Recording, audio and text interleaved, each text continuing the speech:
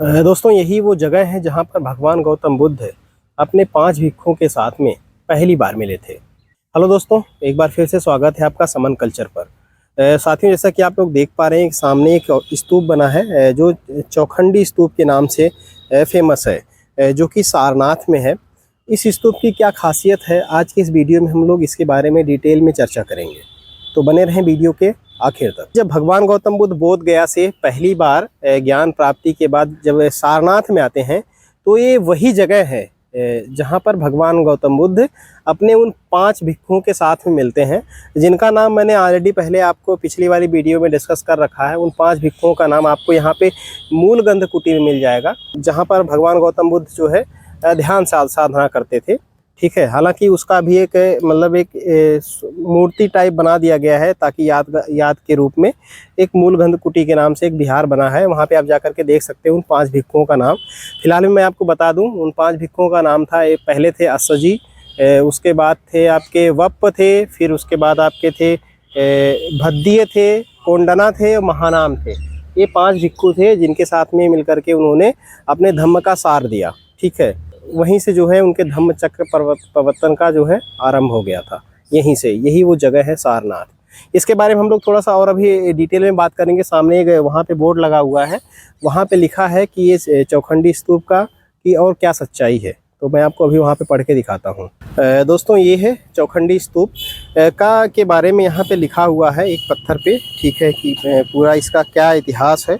तो अगर मैं आपको थोड़ा सा इसके बारे में बताऊं, तो सामने जो लिखा है आप देख पा रहे होंगे कि चौखंडी स्तूप 4 भुजाओं वाले आधार पर बनी यह ईंट निर्मित विशाल संरचना वस्तुतः बौद्ध स्तूप है। गुप्त काल, जो कि लगभग 4वीं-5वीं सदी में था, में यह बना संभवतः उस स्थान का विशेष द्योतक है जहां बोधि प्राप्त के बाद भगवान गौतम बुद्ध की भेंट सर्वप्रथम पंचवर्गीय भिक्षुओं से हुई थी। जो कि मैंने आपको बताया था कि भगवान गौतम बुद्ध सबसे पहली बार यहीं पर अपने उन 5 भिक्षुओं के साथ में मिले थे। इसके बाद इसमें लिखा है कि इस स्तूप का उल्लेख 7वीं शताब्दी के बाद विख्यात चीनी यात्री वेनसोंग ने अपने यात्रा विवरण में भी किया है।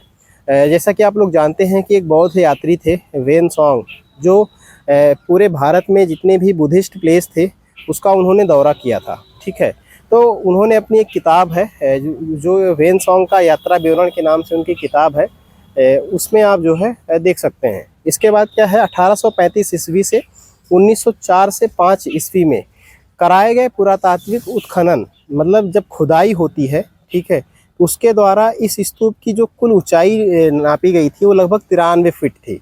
मतलब जमीन से लेकर के 93 फुट इसकी ऊंचाई थी। ठीक है, जो क्रमशः ऊपर की ओर आकार में घटते हुए 3 सोपानों से युक्त है। जो आप देख सकते हैं ये मतलब नीचे ज़्यादा चौड़ा है, फिर उसके ऊपर कम है, फिर उसके ऊपर कम है, फिर उसके ऊपर, इस तरीके से कम होता चला जा रहा है। ठीक है, तो इस तरीके से ये जो है ऊपर की तरफ घटते हुए आकार में थी। ठीक है, इसके बाद आगे लिखा है कि जिसके प्रत्येक सोपान की ऊंचाई व चौड़ाई लगभग 12 फीट है। ये जो आप सामने देख रहे हैं 1 2 3, ये जो इनकी जो चौड़ाई ऊंचाई थी वो लगभग 12 फीट है। ठीक है, 12 फीट, मतलब फिलहाल में अभी जैसे लग रहा है कि छोटा है, लेकिन ये 12 फीट इसकी ऊंचाई और चौड़ाई थी। इसके बाद प्रत्येक सोपान बाहरी तथा भीतरी भित्तियों से बने हैं, जिनको मजबूती प्रदान करने के उद्देश्य से नियमित अंतराल पर संपर्क भित्तियों द्वारा जोड़कर अनेक खंडों वाली संयोजना की गई है।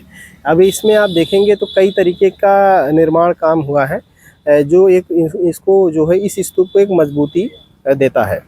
इसके बाद जो है इसकी बाह्य भित्ति को सुसज्जित करने के लिए स्तंभाकृतियों से पृथक किए गए आलों की पंक्तियां हैं, जिनमें संभवतः मूर्तियां स्थापित रही होंगी। दोस्तों, जैसा कि आपको मैंने बताया था कि जैसे जितने भी स्तूप मिलते हैं, जैसे धमेक स्तूप की बात करें, उसमें भी छोटे छोटे आले थे। ठीक है, यहाँ पे सामने स्पेशली दिख नहीं रहा, लेकिन जितने भी स्तूप ऊपर अगर आप देखेंगे तो उसमें आले बने हुए हैं उसी तरीके का, जैसे जिसको ताखा भी बोलते हैं।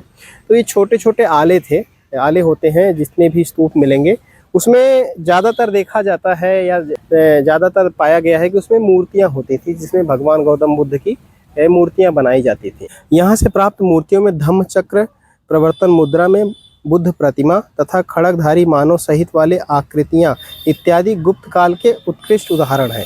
मतलब जब इसकी खुदाई हुई है तो यहाँ से जो है धम्मचक्र प्रवर्तन की मुद्रा में, जैसे पीछे जो है भगवान बुद्ध के सर के पीछे धम्मचक्र प्रवर्तन, धम्मचक्र का जो है वो बना हुआ उसी मुद्रा में बनी हुई भगवान गौतम बुद्ध की मूर्तियां मिली हैं। इसके जो कि एक गुप्त काल में बताया जाता है कि गुप्त काल की मूर्तियां हैं। क्योंकि एक चीज़ मैं आपको और बता दूं कि सम्राट अशोक के समय में जो ऐतिहासिक दृष्टि से देखा जाए तो सम्राट अशोक के समय में मूर्तियां नहीं थीं। इसीलिए सम्राट अशोक के समय में आप ज़्यादातर देखेंगे कि या तो स्तूप मिलते हैं या भगवान गौतम बुद्ध के पद चिन्ह मिलते हैं, जिसको सिरिपाद वगैरह भी कहा जाता है। जिसका एक उदाहरण आपको जो है बोध गया में मिलता है, जहाँ पे भगवान गौतम बुद्ध को ज्ञान प्राप्त हुआ था।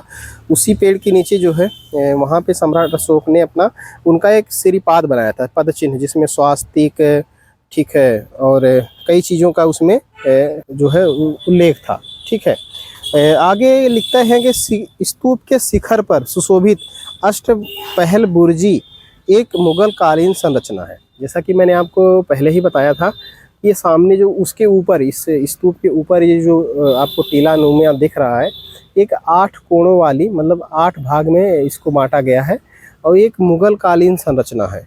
आगे इसमें लिखते हैं कि और जिसके उत्तरी द्वार पर एक अरबी शिलालेख के अनुसार इसका निर्माण इस स्थल पर हुमायूं के आगमन अविस्मरणीय बनाने के उद्देश्य से राजा टोडरमल के पुत्र गोवर्धन द्वारा 1588 में करवाया गया था।